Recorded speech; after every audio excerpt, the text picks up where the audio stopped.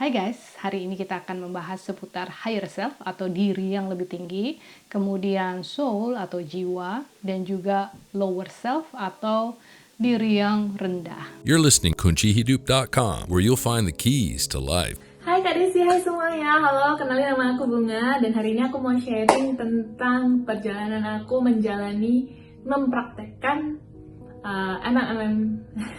MMM class by Kak Desi Sita, Manifestation Mindset Masterclass.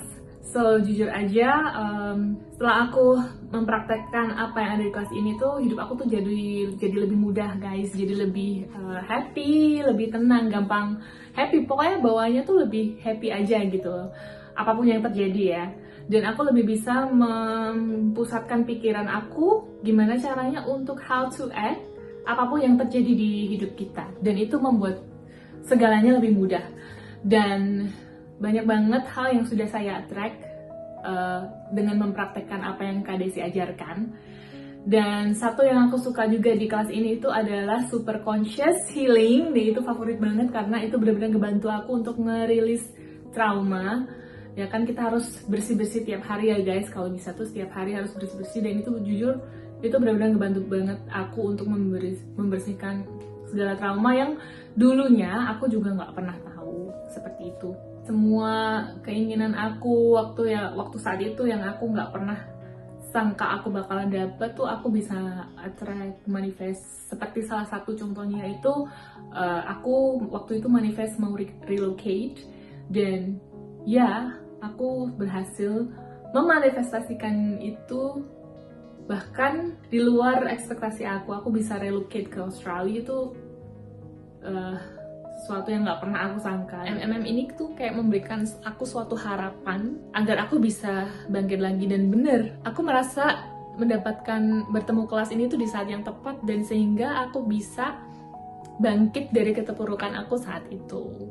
So jadi banyak banget hal yang sudah aku manifestasikan, dan manifestasi itu jadi lebih effortlessly, lebih gampang untuk ditarik si untungnya, lebih gampang karena mindsetnya sudah berubah. Dan super conscious healing yang membantu aku untuk healing trauma, dan benar-benar membuat hidup aku berubah gitu. So aku mau terima kasih banget buat Kak Desi. So I thank you and I love you. Nah, kita akan mulai dari apa itu higher self. Jadi sekarang kita bayangkan sebelum kita lahir sebagai manusia, kita ada, kita eksis, kita tidak berwujud. Nah, segala sesuatunya mungkin bisa disebut sebagai kesadaran, atau kalau di sini biasanya orang menyebutnya all that is. Nah, kesadaran ini satu kesatuan, semuanya terhubung. Tidak ada yang terpisah, istilahnya seperti itu. Mereka memiliki kode-kode tertentu, memiliki getaran tertentu, dan juga frekuensi tertentu. Itu sudah otomatis ya.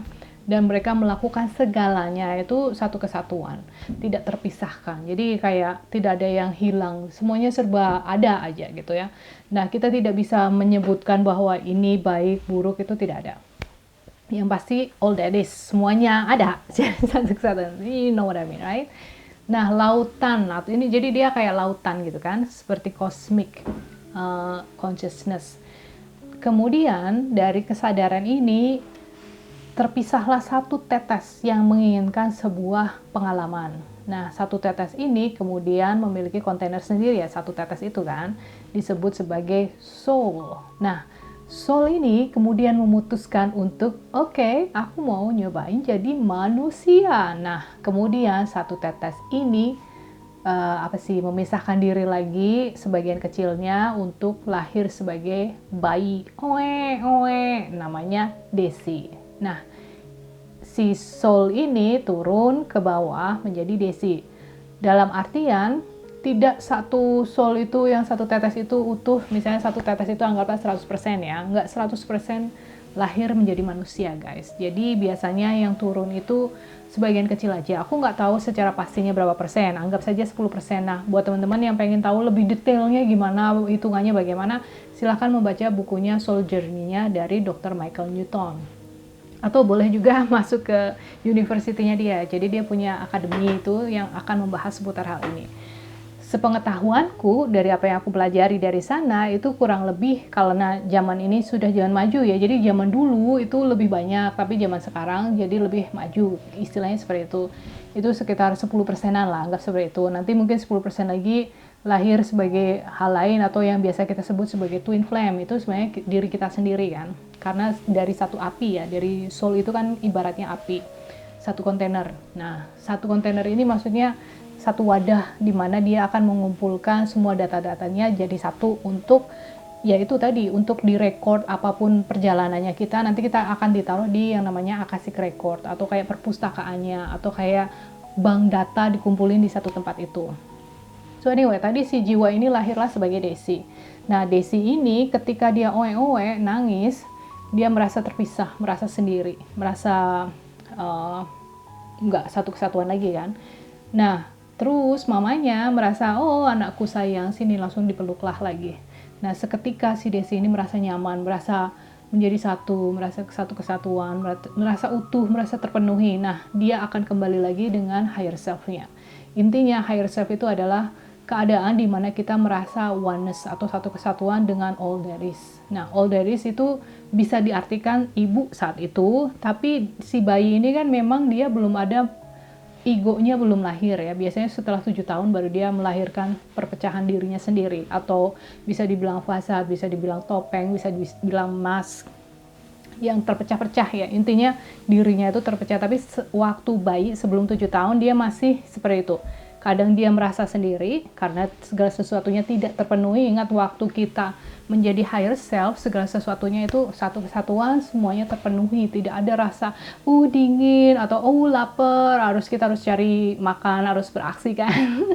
Nah, itu bukan higher self guys, itu merasa terpisah, individualisasi istilahnya. Nah, kemudian yang namanya lower self itu sendiri atau diri yang lebih rendah biasanya mengacu kepada sesuatu yang bersifat instingtual atau sesuatu yang bersifat urgent atau survival. Kehidupannya terancam, merasa harus melakukan sesuatu, terburu-buru, merasa harus melindungi dirinya, keselamatan hidupnya, segala sesuatu yang arahnya di sana ya. Nah, apa bedanya sama ego? Itu beda. Jadi biasanya ego itu kan adalah sebuah konsep spiritual, psikologi yang mengacu kepada individualisasi diri yang memiliki atau menginginkan dirinya untuk dilindungi, konsep dirinya atau jati dirinya, citra dirinya. Jadi ego itu dia lebih besar, lebih luas. Lower self itu di dalamnya, di dalam ego itu sendiri. Jadi lower self itu salah satu unsur dari ego. Jadi ego itu banyak kalau dijelaskan satu-satu. Tapi yang pasti, misalnya anggaplah 5 ya cabangnya untuk si ego itu kalau dipecah-pecahin itu kan. Ego itu adalah ini, ego adalah itu, ego itu. Nah, salah satunya itu adalah si lower self. Nah, kayaknya aku nggak akan menjelaskan lebih banyak seputar ego atau lower self, cukup jelas ya. Ego lebih besar daripada si lower self. Kemudian dari sana kita juga akan membahas misalnya apa itu fasad atau mask atau topeng. Topeng itu perpecahan dari diri kita sendiri atau yaitu tadi bagian dari ego. Biasanya terjadi ketika kita harus melakukan sesuatu sebagai sumber survival itu tadi, sama kayak lower self. Untuk menanganinya, untuk bisa bertahan, kita harus memecahkan diri dari hal itu menjadi diri yang lain yang biar bisa disukai, jadi bisa bertahan hidup. Intinya seperti itu. Biasanya ini terjadi ketika kita anak-anak, misalnya anaknya suka nyanyi nih, terus sama mamanya dimarahin, berisik nyanyi, nah akhirnya dia menutup dirinya ke arah sana. Nah, padahal sebenarnya itu apa sih ya, ke dorongan dari dalamnya ingin menjadi sebagai penyanyi, cuma karena dia nggak tahu bagaimana cara mengolah pita suaranya atau bagaimana kontrolnya dan lain sebagainya, karena nggak ada yang mengarahkan, mungkin dia cenderung annoying atau menyebalkan buat orang tuanya, jadi di shushu ya. Nah, akhirnya dia menjadi berubah dan mungkin akan berujung dia membenci sesuatu yang bersifat ke arah sana, ke acara nyanyi atau siapapun, atau mungkin dia membenci orang yang memiliki bakat untuk menyanyi atau hater ya, become hater gitu kan, karena unsur yang ada di orang tersebut mengingatkan unsur yang ada di dalam dirinya yang tidak bisa berkembang. Nah, mungkin buat teman-teman bisa untuk refleksi juga ya, sekarang misalnya aku membenci sesuatu nih, oh dia kok gini ya, aku benci sama dia. Nah, ada kemungkinan mungkin itu adalah bagian dari dirimu yang kamu tekan, bagian dari dirimu yang merasa butuh untuk dibuka lagi atau diasah lagi atau dirangkul untuk menjadi hal tersebut, karena kamu juga hebat gitu kan. Jadi daripada kamu iri atau hater atau membenci seseorang, lebih baik kamu keluarkanlah siapa dirimu sebenarnya itu ya, atau dirimu yang kamu tekan itu dirangkul dan berkembanglah darling, menjadi bunga gitu ya, daripada kita sibuk ngejelek-jelekin orang gitu kan istilahnya.